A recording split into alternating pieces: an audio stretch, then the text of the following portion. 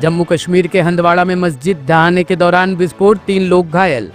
जम्मू कश्मीर के कुपवाड़ा जिले के हंदवाड़ा क्षेत्र में उस समय अफरा तफरी मच गई जब कांसेरी गांव में एक मस्जिद को ढहाने के दौरान अचानक जोरदार विस्फोट हो गया। इस घटना में 3 लोग गंभीर रूप से घायल हो गए, जिन्हें तुरंत पास के अस्पताल में भर्ती कराया गया। डॉक्टरों के मुताबिक घायलों की हालत इस समय स्थिर है। घटना उस वक्त घटी जब पुरानी और जर्जर हो चुकी मस्जिद को ढहाने का काम चल रहा था। जैसे ही मजदूर मस्जिद के एक हिस्से को गिराने लगे, वैसे ही एक तेज धमाका हुआ। धमाके की आवाज दूर दूर तक सुनाई दी, जिससे इलाके में दहशत फैल गई और आसपास के लोग मौके पर दौड़ पड़े। विस्फोट के कारणों का अभी तक स्पष्ट रूप से पता नहीं चल पाया है। स्थानीय पुलिस ने क्षेत्र को घेरकर जांच शुरू कर दी है। बम निरोधक दस्ते और फॉरेंसिक विशेषज्ञों को भी मौके पर बुलाया गया है ताकि विस्फोट के स्रोत की पहचान की जा सके। कुपवाड़ा पुलिस के एक अधिकारी ने बताया, हम हर पहलू से मामले की जांच कर रहे हैं। ये पता लगाया जा रहा है कि कहीं मस्जिद की पुरानी संरचना में कोई विस्फोटक सामग्री तो नहीं रह गई थी या ये घटना किसी साजिश का हिस्सा तो नहीं है। दिल्ली के अशोक विहार स्थित जिलरवाला बाग इलाके में आज सुबह दिल्ली विकास प्राधिकरण की ओर से एक बड़ा अतिक्रमण हटाओ अभियान चलाया गया। इस कार्रवाई में सैकड़ों झुग्गियों को जेसीबी मशीनों से ध्वस्त कर दिया गया। इससे पहले भी इसी क्षेत्र में ऐसे अभियान चल चुके हैं, लेकिन इस बार कार्रवाई और भी व्यापक रूप से की गई है। डीडीए की टीम सुबह सुबह भारी पुलिस बल और पैरामिलिट्री बल की तैनाती के साथ जिलरवाला बाग पहुंची, जहां डीडीए की जमीन पर करीब 2100 झुग्गियां वर्षों से अवैध रूप से बनी हुई थी। आज के अभियान में करीब 200 से अधिक झुग्गियों को गिराया गया, जबकि पूर्व में 1600 से अधिक झुग्गियों में रहने वाले परिवारों को डीडी की ओर से अलॉटमेंट के तहत पक्के मकान भी दिए जा चुके हैं। सर, क्या यहाँ पे एक्शन हो रहा है? बुलडोजर एक्शन किस चीज को लेकर हो रहा है? जो इनएलिजिबल लोग थे, इनकी झुग्गी झोंपड़ियाँ थी, जो इनएलिजिबल थे उनके अभी खाली करा के उनको तोड़ा जा रहा है। कितनी झुग्गियाँ हैं सर जिनको तोड़ा जा रहा है यहाँ पे? करीब 500। कितने दिन का एक्शन है सर ये? आज कंप्लीट करेंगे, कोशिश करेंगे आज कंप्लीट करेंगे। कोई विरोध हो रहा है यहाँ पर? नहीं। तो पहले कोई नोटिस सर्व किए गए थे इनको? हाँ, पहले टाइम पे करते। कुछ लोगों को स्टे भी मिला है सर? हाँ, स्टे वालों को छोड़ के करें। कितने लोगों को स्टे मिला है? करीब 150-200। किस आधार पे उनको स्टे मिला सर? ये टोटल 2100 समथिंग। कितने लोगों को मकान मिला सर? ये पक्का 1600 के करीब। 1600 के करीब लोगों को मिल गया। दिल्ली के कालकाजी गोविंदपुरी इलाके में स्थित भूमिहीन कैंप में डीडीए की ओर से चलाए गए बुलडोजर अभियान के बाद राजनीति गर्मा गई है। इस कार्रवाई में हजारों की संख्या में झुग्गियों को ध्वस्त कर दिया गया, जिससे सैकड़ों गरीब परिवार बेघर हो गए। अब विपक्षी दलों ने इस मुद्दे को लेकर भारतीय जनता पार्टी को घेरना शुरू कर दिया है। इस कड़ी में आज दिल्ली प्रदेश कांग्रेस अध्यक्ष देवेंद्र यादव ने कालकाजी स्थित भूमिहीन कैंप का दौरा किया और वहां पीड़ित परिवारों से मुलाकात की। यादव ने पीड़ितों की समस्याएं सुनी और उनके दस्तावेज देखे और कांग्रेस पार्टी की ओर से हर संभव समर्थन का भरोसा दिलाया। देखिए, बहुत ही दुखद बात है कि भारतीय जनता पार्टी जो ये कहती थी कि हम गरीबी हटाएंगे, आज लगातार गरीब को हटाने का काम कर रही है। मुझे बहुत दुख है इस बात का कि यहाँ भूमिहीन कैंप, जिसमें लगभग 80 से और उससे पहले के भी लोग यहाँ पर रह रहे थे, उनको आज पूरी तरीके से नेस्तनाबूद कर दिया गया। उनके मकान तोड़ दिए गए और उनको कोई अल्टरनेट मकान नहीं दिया गया। मेरा यहाँ पर आने के पश्चात बहुत सारे परिवारों से मेरी मुलाकात हुई है। उनकी दुख और पीड़ा मैंने देखी है, उनके प्रूफ हमने देखे हैं, जो प्रूफ अपने आप में कहते हैं कि ये बहुत पुराने यहाँ पर रह रहे हैं, अपना गुजर बसर कर रहे हैं। कोई रेडी लगाता है, कोई फैक्ट्री में काम करता है, कोई मकान में जाके झाड़ू और पोछा करके अपना जीवन बसर कर रहा था। आज उनको बेघर करके सड़क पे छोड़ दिया गया है।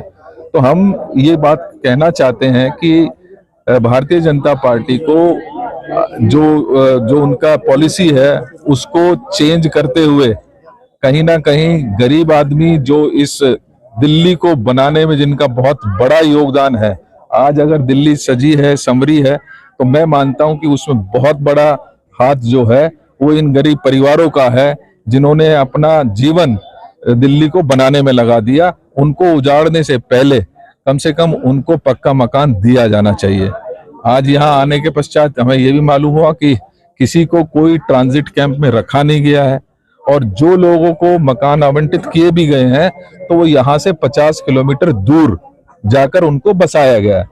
ये सरासर उनकी अपनी पॉलिसी की नाकामी है, उसको वो नहीं मान रहे हैं, क्योंकि पॉलिसी में स्पष्ट लिखा है कि एक 2015 से पहले के जो भी निवासी हैं उनको मकान मिलना चाहिए, उनको जहां झुग्गी है वहीं मकान मिलना चाहिए, और अगर वहीं पर पॉसिबल नहीं है तो 5 किलोमीटर की विसिनिटी में उनको बसाया जाना चाहिए।